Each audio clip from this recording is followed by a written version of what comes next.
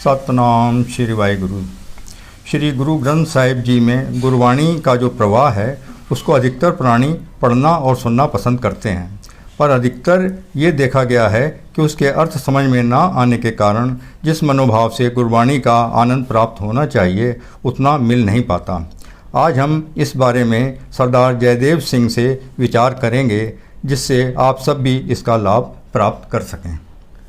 वाहिगुरु जी का खालसा, वाहिगुरु जी की फतेह। समस्त जगत में श्री गुरु ग्रंथ साहब जी को बहुत मान्यता प्राप्त है। श्री गुरु ग्रंथ साहब जी में समस्त धर्मों का संयोग है, उसमें समस्त तरीके के प्राणियों के लिए एक संदेश दिया हुआ है जिसकी वजह से मानव का उद्धार हो जाता है। हालांकि सारे गुरु ग्रंथ साहब जी में बहुत सरल भाषा में गुरबाणी अंकित है, जिस भाषा में अगर कोई प्राप्त करना चाहता है तो उस भाषा में उसे प्राप्त भी हो जाती है। आज हम गुरु ग्रंथ साहब जी के 1429 अंक पर अंकित शब्द श्लोक मल्ला 5वां का उच्चारण करेंगे, जिसको कि श्री गुरु अर्जन देव जी महाराज ने रचित किया है। और बताते हैं कि श्री गुरु अर्जन देव जी महाराज जिन्होंने सबसे पहले गुरु ग्रंथ साहब जी की रचना की थी, जिसे कि ग्रंथ साहब या पोथी साहब कहा जाता था, उसमें सारे शब्द अंकित करने के बाद अंत में ये शब्द अंकित किया, जिसका कि संसार में बहुत विस्तृत रूप से ये ज्ञान किया गया। और विद्वानों ने इसका ये अर्थ निकाला कि गुरु अर्जन देव जी महाराज ने इसमें उस प्रभु की आराधना, उसका शुक्राना किया है और अपने शब्दों को इस प्रकार वर्णन किया है कि जैसे कि वो आज भी हम अगर इस शब्द के द्वारा अपने जीवन में उतार लेते हैं तो इस शब्द से हमें काफ़ी ये ज्ञान प्राप्त होता है कि हमारे जीवन में भी कई दौर गुजरते हैं। अच्छाई का दौर भी गुजरता है, बुराई का भी दौर गुजरता है, दुख का भी समय आता है, सुख का भी समय आता है, परंतु हम कभी कभी उस परमात्मा के ना शुक्र हो जाते हैं, हम उसका शुक्राना करना भूल जाते हैं। अच्छा किया तो हम उसका धन्यवाद करना भूल जाते हैं, और बुरा किया,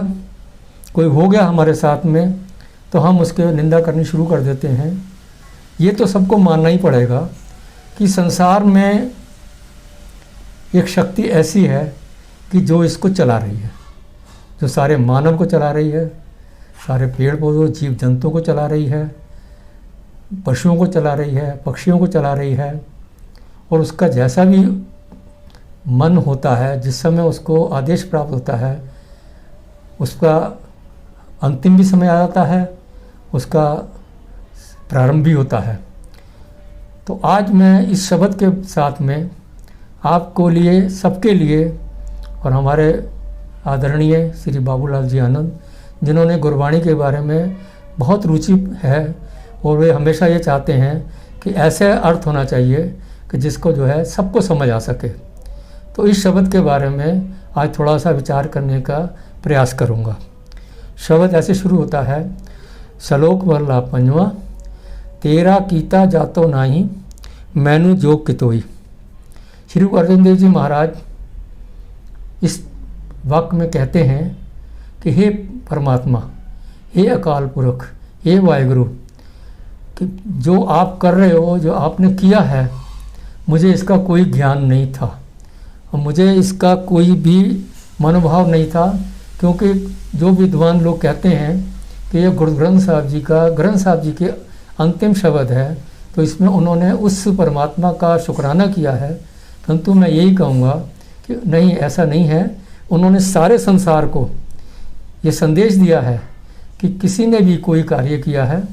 अच्छा कार्य होने के बाद भी, और अगर उससे साथ में कोई ऐसा कार्य हो जाता है जिसमें कि उसका मन खराब होता है या उसके साथ में बुरा होता है, तब भी उसे हमेशा इस शब्द का अर्थ देख के उसका गायन करना चाहिए, उसको मन के में बिठाना चाहिए, मन में भाव लाना चाहिए।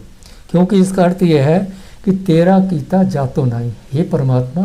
तेरा करा हुआ कोई भी कार्य हम नहीं सोच सकते, नहीं ज्ञात कर सकते, परंतु ऐसा होता है कि आपने इस योग बना देते हैं, आपने इस योग बना दिया है कि मुझे ये कार्य करने की क्षमता प्राप्त हुई। उसके बाद अगली लाइन में भी वो अपने आप को इतना अपने आप को इतना प्रेरित करते हैं, अपने आप को इतना समर्पण करते हैं गुरु साहब के आगे, अकाल पुरख वाहिगुरु के आगे। कहते हैं मैं निर्गुण आरे को गुण नहीं, कि मैं किसी गुण का नहीं हूँ, मैं निर्गुण आर्य हूँ, मेरे अंदर कोई गुण नहीं है, परंतु आप पे तरस पे हुई, यानी आपने मेरे ऊपर तरस किया है, आपने मेरे ऊपर कृपा करी है। फिर उसके बाद भी अगले लाइन में बताते हैं कि तरस पे मैं रहमत हुई। अगर आपके तरस हो गया, आपकी कृपा हो गई, तो मेरे ऊपर रहमत हो गई, आपकी कृपा हो गई, सतगुर सज्जन मिला।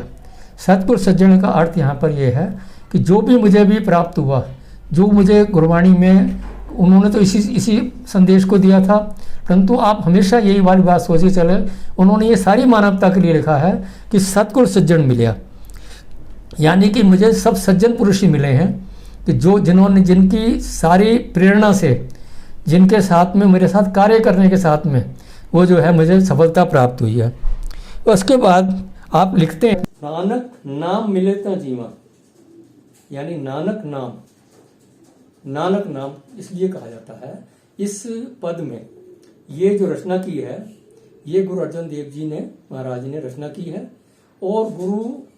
सिख के अनुसार जो गुरु सिख होते थे वो गुरु नानक नाम लेवा, यानी जब भी गुरु नानक साहब के बाद जिन्होंने जी को रचना करी उसमें अपना नाम ना लिख के गुरु नानक देव जी का नाम लिखा, और फिर उसमें कहते हैं कि नानक नाम मिले, यानी हे नानक मुझे नाम मिला, मुझे नाम मिले तो मैं यहाँ जीवन व्यतीत कर रहा हूँ। नानक नाम मिले ता जीवा तन मन थीवे हरिया। तन मन थीवे का यानी कि मेरा सारा कुछ जो मुझे जो है वो मुझे एक हरियाली के रूप में प्राप्त हो गया, मुझे एक अच्छा वातावरण मिल गया, मुझे एक संयोग मिल गया, मुझे आपकी कृपा प्राप्त हो गई। इस शब्द का अर्थ अगर आपको इस तरीके से अच्छा लगा है तो मैं यही कहूँगा कि आप इस पे मनन करें, और सबको ये जो है कभी भी कोई कष्ट आए तो इस शब्द का उच्चारण करने पर मन पर शांति मिलेगी। वाहिगुरु जी का खालसा।